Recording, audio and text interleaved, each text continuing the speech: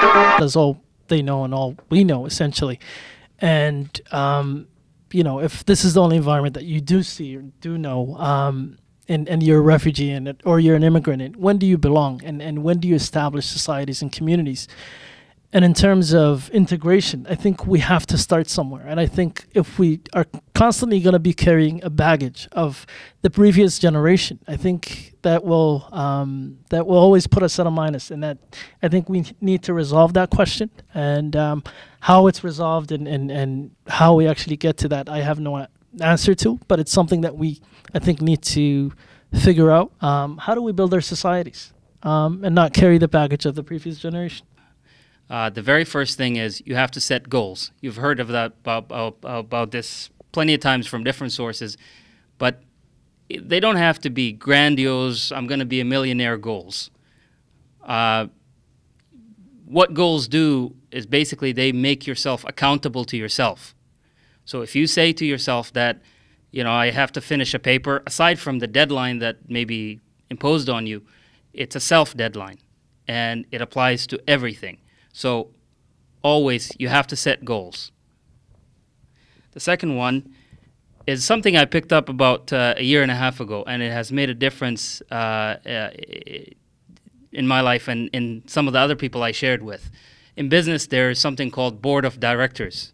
Corporations have this. It's essentially a group of people that are outside of the company, but they hold the company accountable. So, large corporations have this.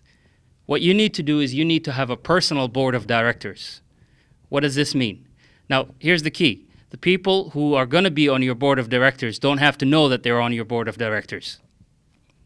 So you pick 3 or 4 people, be they professors, brothers, fathers, mothers, whatever the case is, neighbors, friends, but they are people who will help you get to your goal. Okay? And you turn to them, and they are your board of directors. And the final one is you have to maintain contacts with people that you come across, friends and co-workers and colleagues. I heard a saying a while back that your network determines your net worth. The number of people that you're connected to determines how successful you become. There's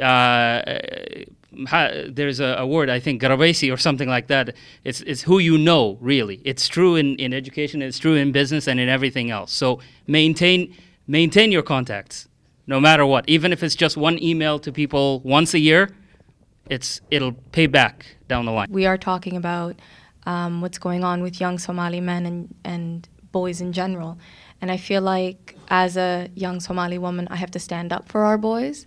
Not to say that these issues aren't true, not to say that our boys in high school, in university, or outside of both of them aren't facing struggles. They are. But even from my own personal experience, and all of that is very true, and those are things that need to be addressed. But even from my own personal experiences, when I started out in university, I only found young Somali women, absolutely. And then I just believed wholeheartedly that young Somali men in university just didn't exist. And if they did exist, they were an anomaly. You found one in engineering, and he was almost a myth. If I've never seen him, he didn't exist. But people said he did. So, but as I started progressing, I thought, well, this can't be true. They have to be out there. So I said, I'm going to change my way of thinking, and I'm going to tell myself. I mean, at that time I hadn't seen it yet, but I told myself that there are young Somali men pursuing higher education, whatever path that education is. There are young Somali men that are pursuing knowledge. And subhanAllah, it was like the floodgates opened. And every year I was just hearing about more and more. And every year I was hearing about the interesting things that they were doing. My name is Gail Ritchie, and I'm a public health nurse with Toronto Public Health. We've been working with the vendors and owner at LGAB to try to get important information about breast health out to the Somali community. So to do this, we have actually trained the vendors and owners to talk to their customers about breast health. We were very fortunate to be able to work with owners Sarah, Boris and Saada, and very honored to have a wonderful woman, Fatima Nkrumah, who has agreed to work with us to show her face on our poster so that women in the community can really become engaged with the issue and learn about how they can take care of their health. So I'd like to introduce Sarah, who is going to talk to you about some key breast health information.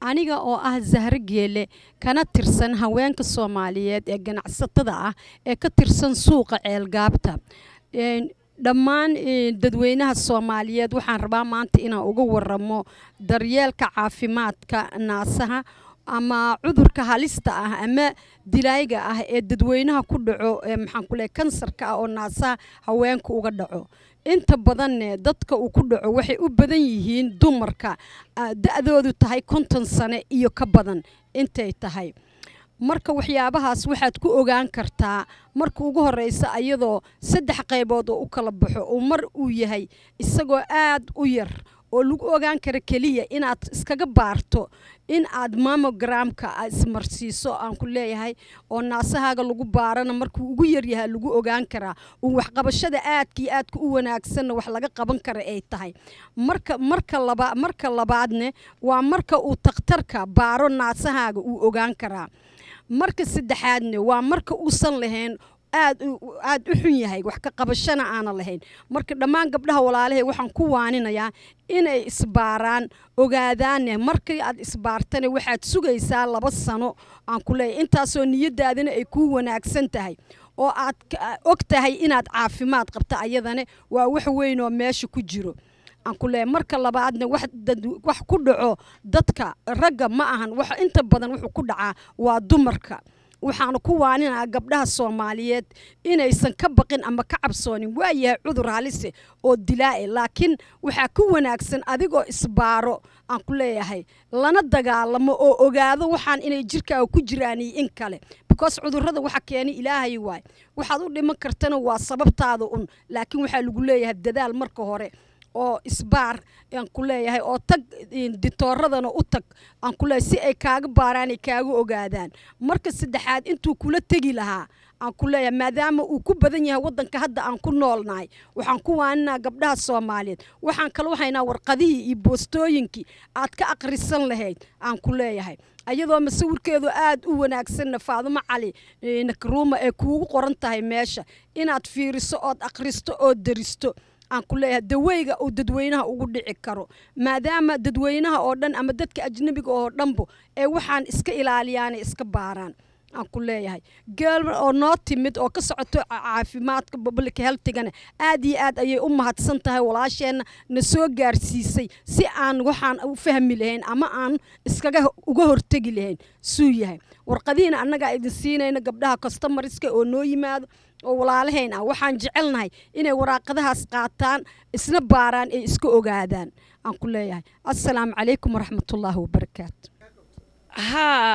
daryeelka caafimaadka naasahaaga ku dadaal oo ku daryeel doctoriinta u sheega daryeelka caafimaadka naasahaaga waa cudur dulaaya ka digtoonow dumarow markaad 50 gaartid ayuu kugu duxaaya ka digtoonow doctoriinta u sheega mammogramaha aada raajadan waxba daahineed aada dumarow waxa idin leeyahay ha ka xishoonina waa cudur dilaaya naftaadu dan u tahay inaad samaysid mammogram waa naaska dabadiisa iyo ibtiisa ayaa laga fiirinaya waa caafimaadka noloshaada waa quruxda dadka naasahaaga sidaa daraadeed waxaan ku bogaadin lahayaa gabdhaha Soomaaliyeed meel walba ay joogaanba inay iska dadaalaan oo iska daryeelaan naaska dacaladiisa burqaha yaryarka oo ka soo baxa intuusan kugu fidin oo uusan kugu weynaadin intuu dawo leeyahay daryeel naasahaaga waxaa la yiri cudurka dilaaga kadaya naaska daraftiis